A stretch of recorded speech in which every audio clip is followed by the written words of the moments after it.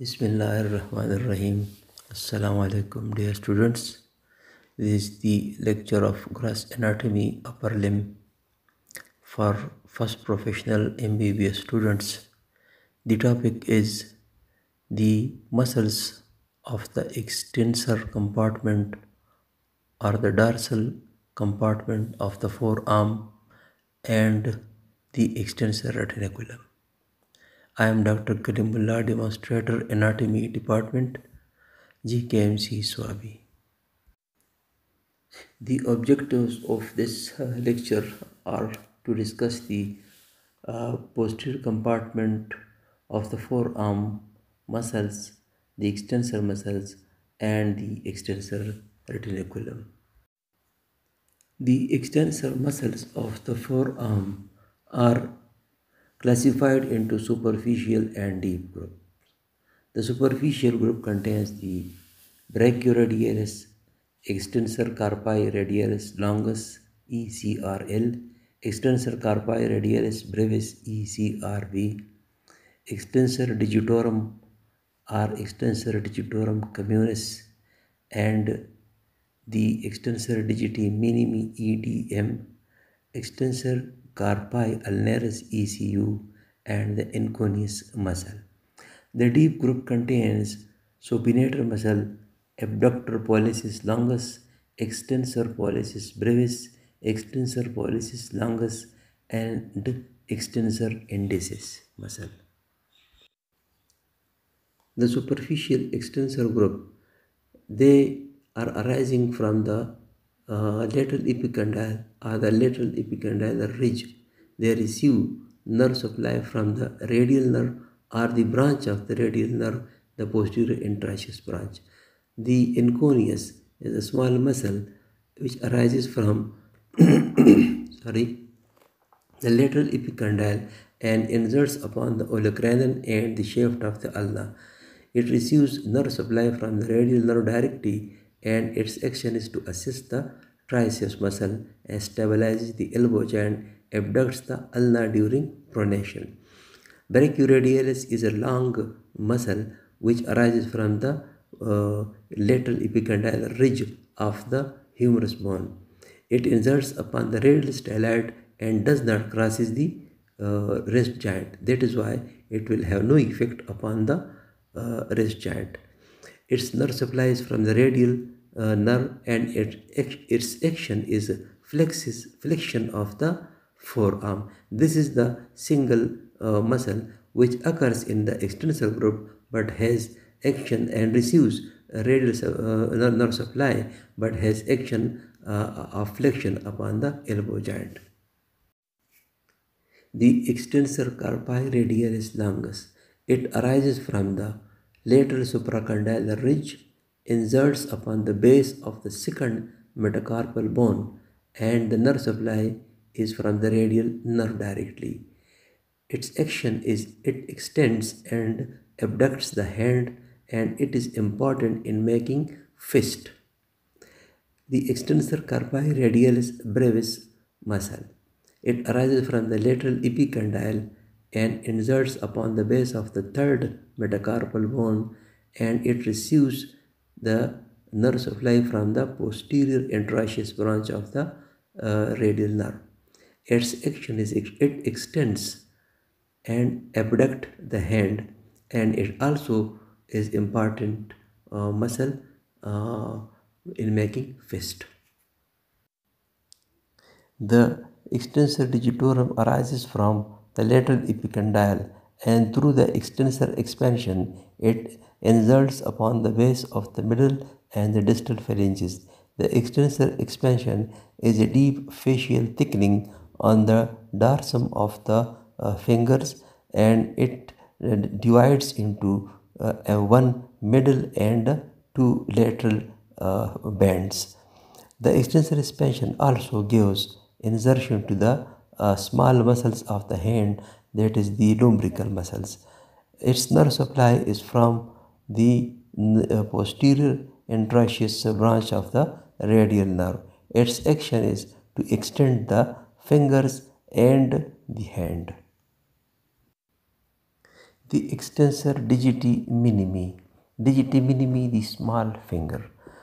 The origin is from the common extensor origin, that is the lateral epicondyle, and the interosseous membrane in between the two bones. The insertion is upon the extensor expansion of the base of the middle and distal phalanges of the small finger. The nerve supplies from the posterior interosseous nerve of the radial nerve. The action, it extends little finger and wrist. It assists the extensor digitorum muscle. The extensor carpi ulnaris. It arises from the lateral epicondyle and posterior surface of the ulna. It inserts upon the base of the fifth metacarpal bone, and its nerve supply is from the posterior interosseous branch of the radial nerve. Its action is to extend and adducts the hand. The deep extensor group, the supinator muscle, is a small muscle. It arises by two heads, one from the lateral epicondyle and the other from supinator fossa and the crest of the ulna. Above both of the heads of the supinator muscle, the radial nerve divides into deep and the superficial branch. The superficial branch continues its course downward, and it gives no motor supply. It becomes sensory later on. The deep branch continues its course as the posterior interosseous nerve, and it descends downward along with the posterior interosseous artery. The muscle inserts on the lateral side of the upper part of the radius. The nerve supply of the supinator muscle is posterior interosseous nerve, and it supinates the forearm. The abductor pollicis longus muscle. It arises from the interosseous membrane, middle third of the posterior surface of the radius and ulna. Its tendon insert upon the lateral surface of the first metacarpal bone, that is the metacarpal bone of the thumb. Posterior interosseous nerve supply it, and its action is it abducts the thumb and the hand. The extensor pollicis brevis muscle. It arises from the interosseous membrane and posterior surface of the radius. It inserts upon the base of the proximal phalanx of the thumb. Posterior interosseous nerve supply it, and its action is it extends the proximal phalanx of the thumb and abducts the hand. The extensor pollicis longus. The origin of extensor pollicis longus is interosseous membrane, the posterior surface of the radius and ulna, and it inserts upon the base of the distal phalanx of the thumb. Posterior interosseous nerve supply it, and it extends the distal phalanx of the thumb and abducts the hand. The anatomical snuff box. It is a triangular depression on the posterolateral aspect of the wrist and first metacarpal bone, just at the root of the thumb. In the upper diagram, you can see the tendons from the surface, and in the lower diagram, the inside structure has been shown. It is formed by the extensor tendons and the abductor. The boundaries are the lateral boundary is formed by the tendons of the abductor pollicis longus and extensor pollicis brevis. The medial boundary is formed by the tendon of extensor pollicis longus. In the upper diagram, you can see there are two tendons, the abductor pollicis longus and the extensor pollicis longus on the lateral aspect, and on the medial aspect the extensor pollicis longus tendon, and leaves a triangular depression. This particular depression is called the anatomical snuff box, and in the lower diagram the encircled area is the anatomical snuff box, and it shows the structures. We are just going to describe these structures. The floor is formed by the scaphoid and the trapezium bone and distal ends of the extensor carpi radialis longus and extensor carpi radialis brevis muscles. The radial artery passes obliquely through the anatomical snuff box deep to the extensor tendons of the thumb and lies adjacent to the scaphoid and trapezium bone. The terminal parts of the superficial branch of radial nerve passes subcutaneously and it can be rolled against the tendons with the fingers over the snuff box. As does the origin of the cephalic vein. This is superficial vein which arises from the dorsal venous arch which you can see on the surface of your dorsum of the hand. The extensor indicis muscle. It arises from the posterior surface of the ulna and the interosseous membrane. It inserts in the extensor expansion of the index finger. Its nerve supply is from the posterior interosseous nerve of the radial nerve, and its action is it extends the index finger.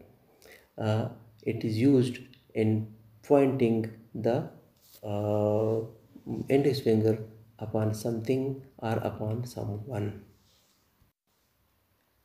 The clinical reasons, lateral epicondylitis or the tennis elbow. The tennis elbow is more common than the golfer elbow or the medial epicondylitis. Tennis elbow is the inflammation of the periosteum of lateral epicondyle, and it is caused by repeated use of the superficial extensor muscles, which puts strains upon the common tendon. The extensor retiniculum. It is a thick band of deep fascia, and it is 2.5 centimeter wide.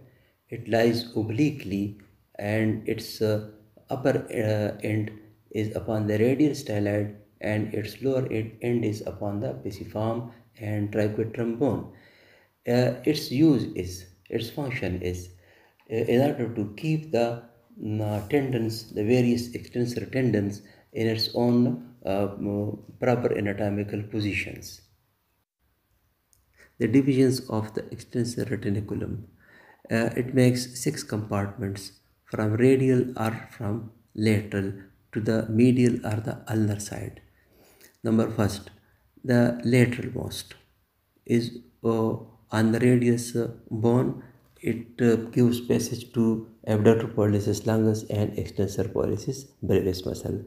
Number two, up to the dorsal radial tubercle, there is a groove which gives passage to the extensor carpi radialis longus and extensor carpi radialis brevis. Number third, from the groove on the ulnar side of radial tubercle, it gives passage to the extensor pollicis longus in its own synovial sheath. Number 4. On the other side of the radius, there is a groove which gives passage to the extensor digitorum and the extensor indicis tendons. Number 5. On the radioulnar joint, just upon the radioulnar joint, there is a passage for the extensor digiti minimi. Number 6. There is a groove near the ulnar styloid which gives passage to the extensor carpi ulnaris.